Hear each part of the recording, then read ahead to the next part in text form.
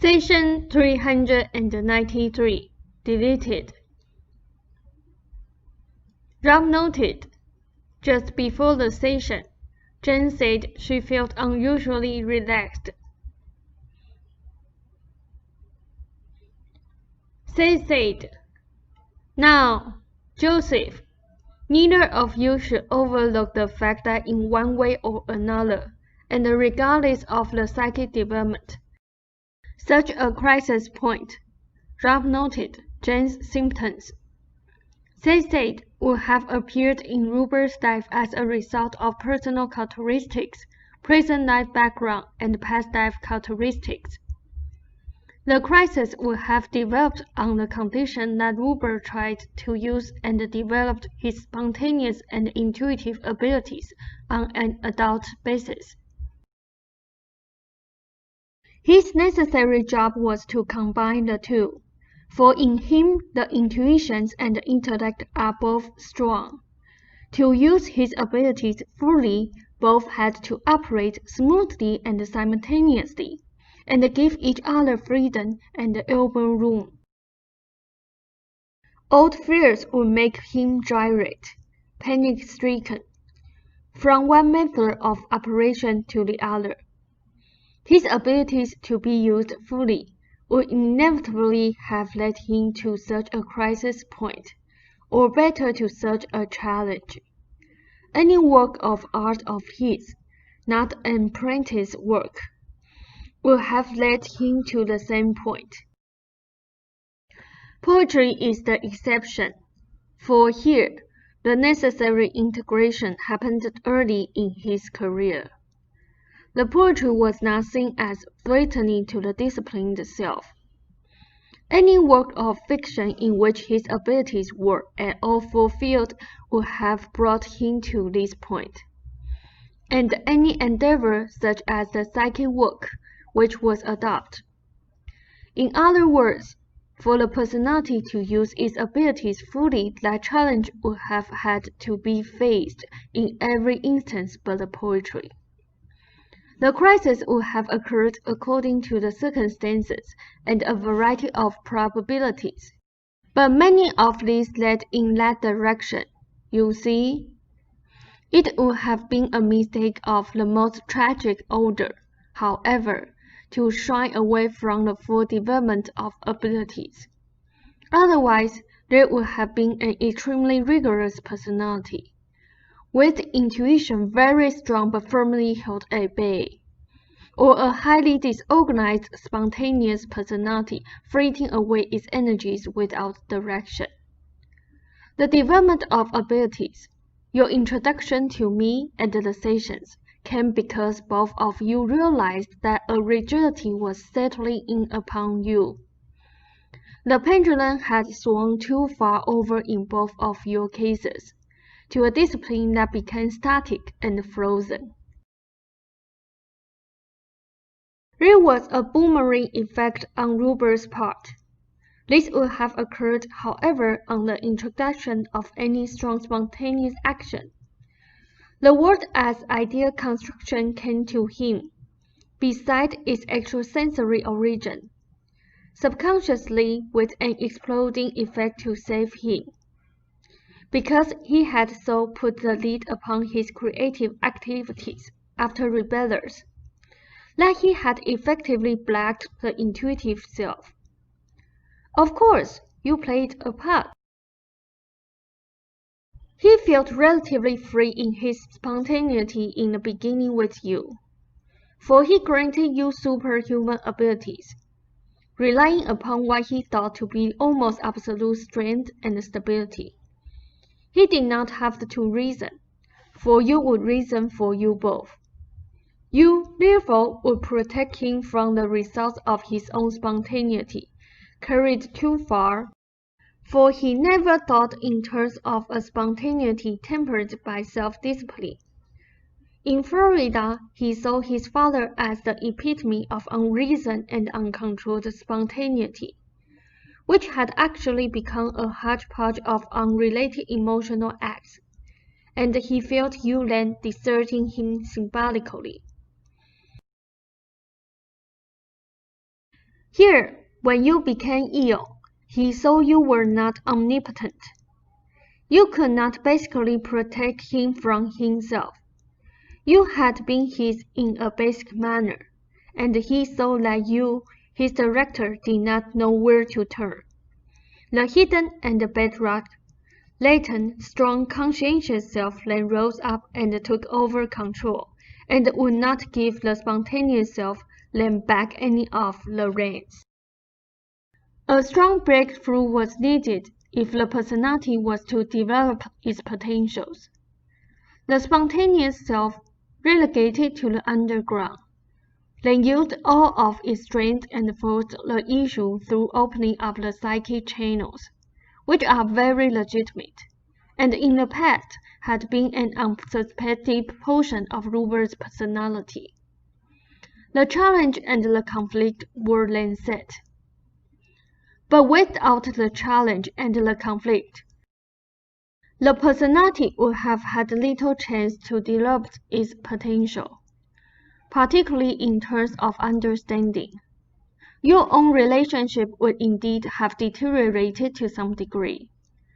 The spontaneity of Ruber's nature otherwise would have nearly dried up, and you as well as Ruber would have sorely missed it.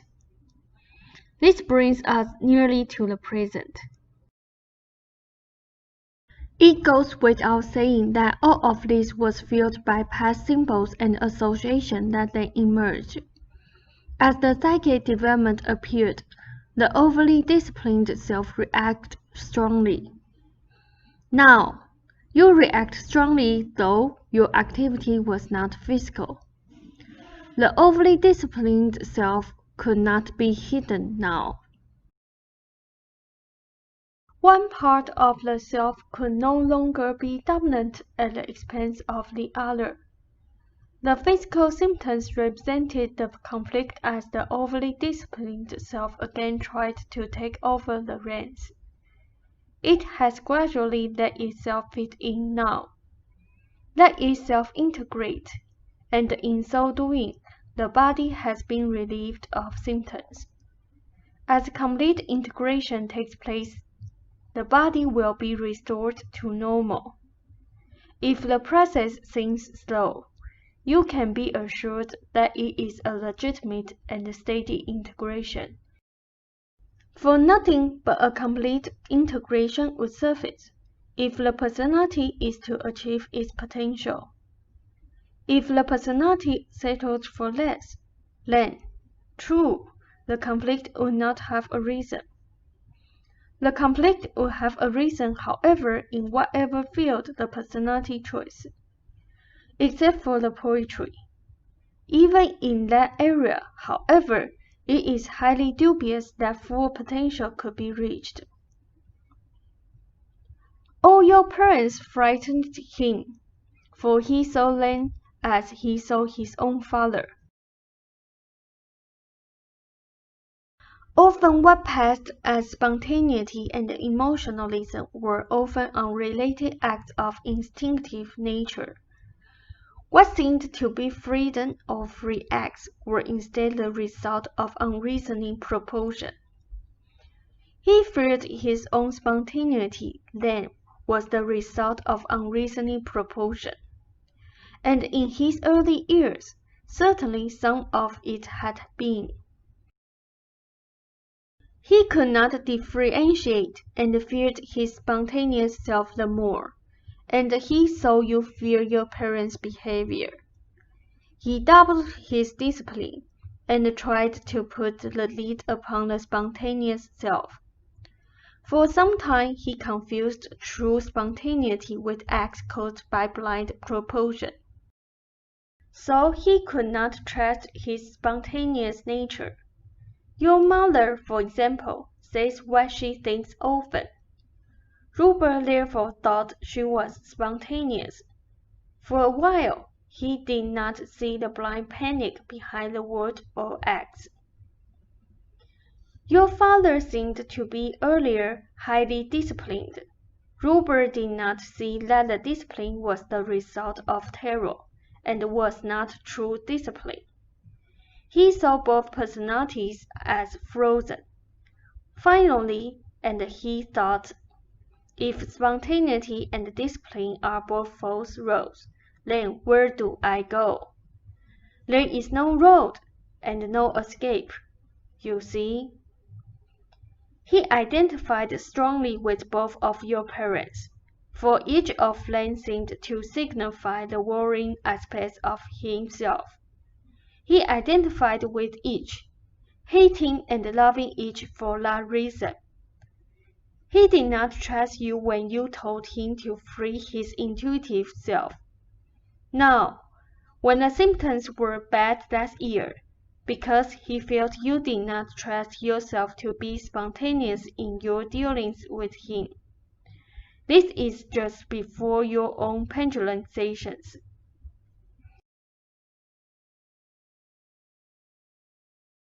Now, the overly conscientious or disciplined self is letting go as the integration takes place. The inner psychic, in terms of psychological activity, has been constructive, therefore, since the process of integration began. He should, as he realizes, avoid dwelling on the symptoms consciously. This does not mean that he pretends they do not exist. There should be a conscious letting go now also. This life sees this integration as necessary.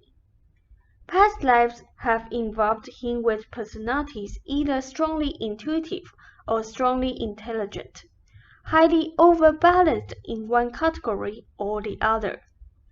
The full potential therefore should be seen in this, the last reincarnation. You may take a break or end the session as you prefer. Rob said, "We'll take a break." Seth said, "Some of the confusion was the result of Rupert's attitude toward spontaneity and discipline, toward the spontaneous and strongly conscientious aspects of his personality. The erroneous attitudes had much to do with the difficulties.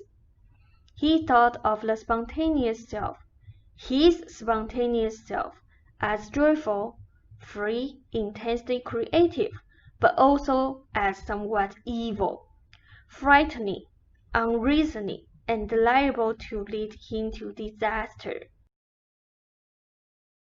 He thought of the overly conscientious self as stern, good, boring, constricting, and uncreative, but very safe. He never made any serious attempt to integrate his personality or to understand these portions of himself until recent years.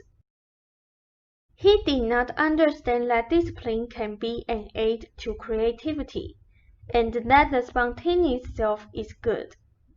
These erroneous attitudes were built up in this life. They echoed, however, experienced in past lives also. Only the poetry represented neutral ground. On other areas of life, the spontaneous became highly suspect in both social and work areas. In his scholarly work experience, he did his best to disguise his spontaneous nature, out of his own fear, and also as a result of your attitude at that time. An out-thrust from the spontaneous self was a necessity then. The integration that is taking place will ensure an end to such teeter-tottering.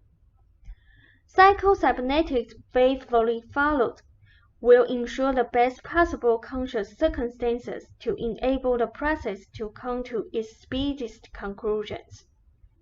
I am not saying that the personality will then become static. Obviously, but the basic psychological framework will be such to allow the fullest development. Unless you have questions, we will end the session. Rob said, "No, I guess not." Seth said, "One word. I do not see any tragic circumstances surrounding the sister of Rupert's student, Shirley Bickford. of the kind told to Ruber. A change of environment would be good, not in an overly permissive atmosphere, but one in which some personal freedom is tempered with the expectation of definite achievement of some kind. Any sort of a school meeting that requirement would surface. We will then end the session, and at our earliest convenience take up the other matter before us. The ill woman and her husband, Peggy and John. A good portion of a session should be given there. My heartiest wishes to you both. I leave at your convenience, but will continue if you choose. Rob said, I guess not. Good night, Seth.